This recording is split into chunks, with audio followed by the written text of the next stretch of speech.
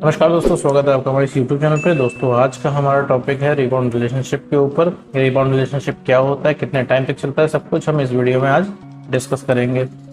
मेरे दोस्त, rebound relationship उस रिलेशनशिप को कहते हैं कि मान लीजिए वो कोई लव पार्टनर है, वो आपको चीट करने के बाद किसी तीसरे इंसान के साथ रिलेशनशिप में आता है तो उसे रिबाउंड रिलेशनशिप कहते हैं।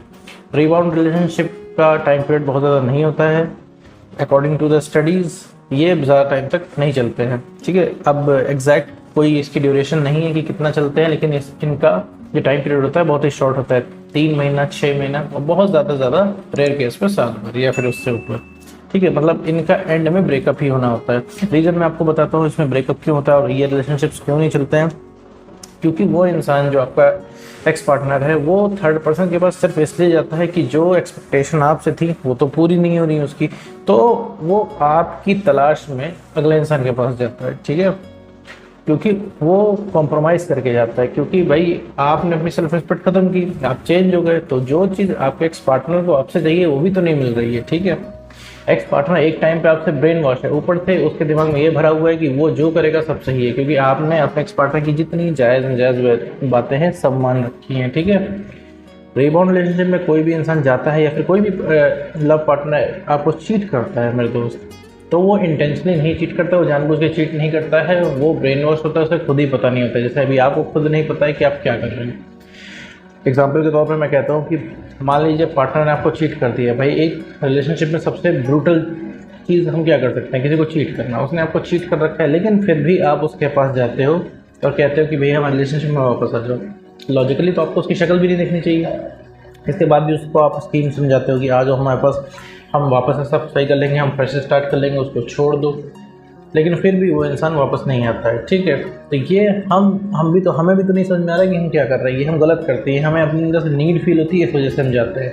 ठीक है मेरा दोस्त, और आपके साथ भी लगभग ऐसा ही होता है कि आपको पहले वाले मोमेंट चाहिए होते हैं, जैसे रिलेशनशिप के शुरुआत के मोमेंट थे, आपको वैसे ही मोमेंट चाहिए होते हैं और आप उसी मोमेंट की तलाश में अपने एक्स पार्टनर से जिद करते हो, बहुत ज़्यादा इमोशनल होते हो, लेकिन उस इंसान को कोई फ़र्क नहीं पड़ता है।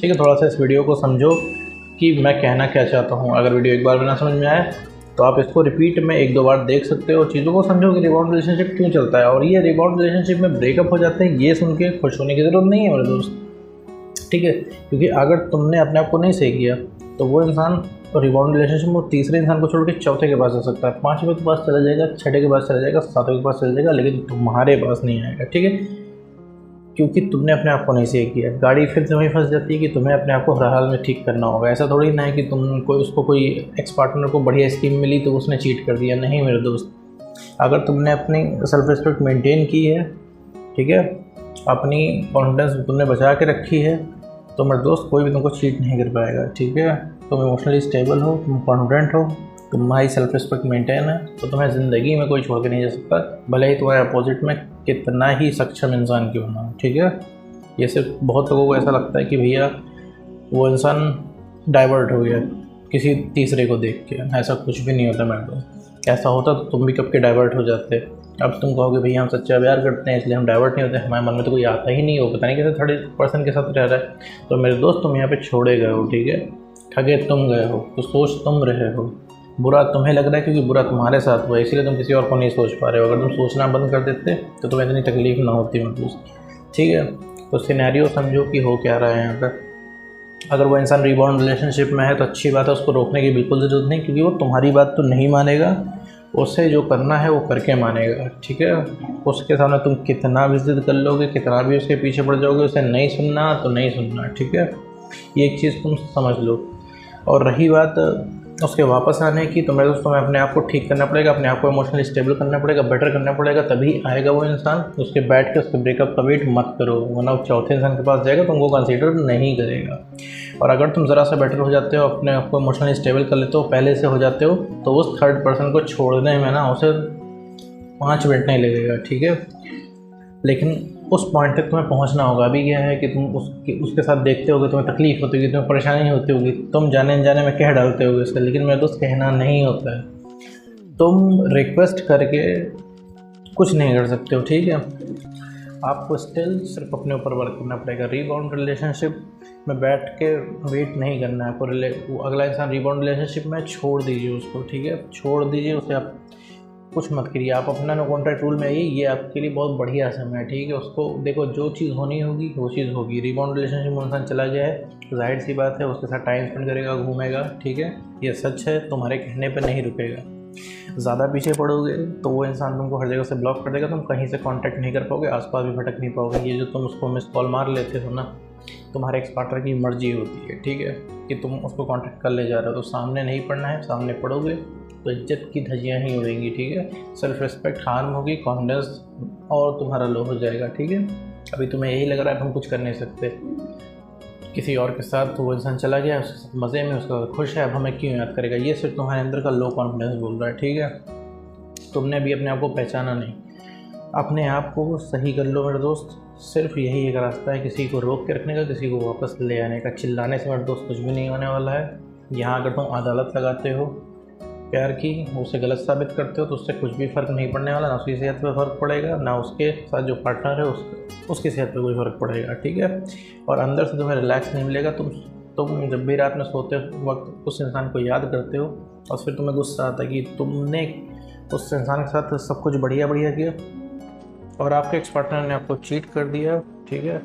आपने सब कुछ उसको लॉयल्टी प्रोवाइड की, सब कुछ उसके साथ अच्छा किया और बदले में आपको धोखा मिला। तो ये चीज़ आपको बहुत ज़्यादा गुस्सा भर देती है आपके अंदर और आप सोचने पे मजबूर हो जाते हो और आपको गुस्सा आती है। आप सवाल जवाब करना चाहते हो, सवाल जवाब करने के लिए आप फ़ोन उठाते हो, उसको कॉल करते हो और उस इंसान को, आपके एक्स पार्टनर को ज़रा से भी किसी भी बहस में नहीं पड़ना होता है मेरे दोस्त, ठीक है। और फिर आपको और बुरा लगता है, आप ठगे हुआ महसूस करते हो अपने आप को कि भाई कोई इंसान ने अपनी मनमानी की और आप कुछ नहीं कर पाए, गलती भी उसकी थी, सॉरी भी आपको बोलना पड़ा और आपको ऐसा फील होता है कि भैया रिलेशनशिप हम ही बचा रहे हैं। तो ये चीज़ खुश होने की ज़रूरत नहीं है कि रीबाउंड रिलेशनशिप नहीं चलता है तो उस इंसान से उसका ब्रेकअप होगा, थर्ड पर्सन से आपके एक्स पार्टनर का ब्रेकअप होगा तो लुढ़क के आपके पास लाएगा। नहीं मेरे दोस्त, अगर तुम्हारी कंडीशन यही बनी रही तो वो इंसान तुम में इंटरेस्ट नहीं लेगा। मैं फिर से कहता हूँ, चौथे इंसान के पास, पाँचवें के पास, छठे सातवें के पास चला जाएगा लेकिन तुम्हारे पास नहीं आएगा।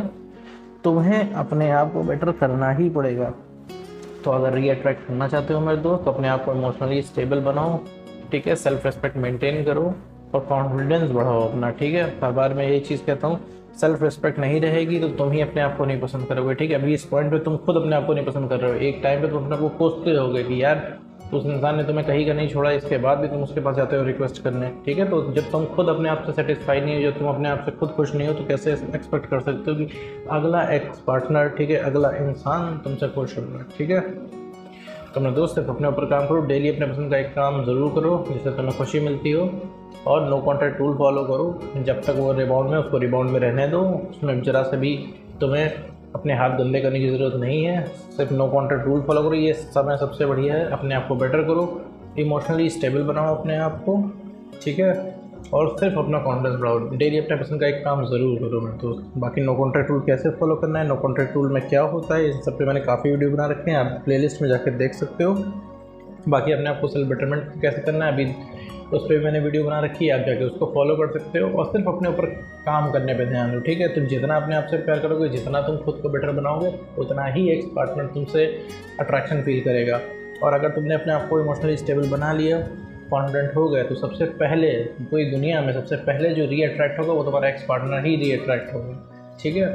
जब वो तुम्हारा सगा नहीं हुआ था तो वो उस थर्ड पर्सन का सगा नहीं होगा, ठीक है। सबसे पहले वही रीअट्रैक्ट हो जाएगा, ये चीज़ तुम समझो, ठीक है मेरे दोस्त। और सारी गाइडलाइंस जो भी हैं, जो भी इस वीडियो में मैंने बताई है और बाकी वीडियोज़ में मैंने बताई है, उसको स्ट्रिक्टली फॉलो करो मेरे दोस्त। अगर तुम कुछ अपनी ज़िंदगी में पॉजिटिव चाहते हो, अगर तुम बेटर फील करना चाहते हो, सब कुछ तुम्हारे हिसाब से होगा, लेकिन शर्त ये है कि तुम्हें अपने ऊपर काम करना पड़ेगा। तुम्हें प्यार ही करना है तो सिर्फ अपने से करना पड़ेगा, ठीक है। सबसे पहले तुम अपने से प्यार करोगे, देन बाहर के लोग तुमसे प्यार करेंगे, ठीक है।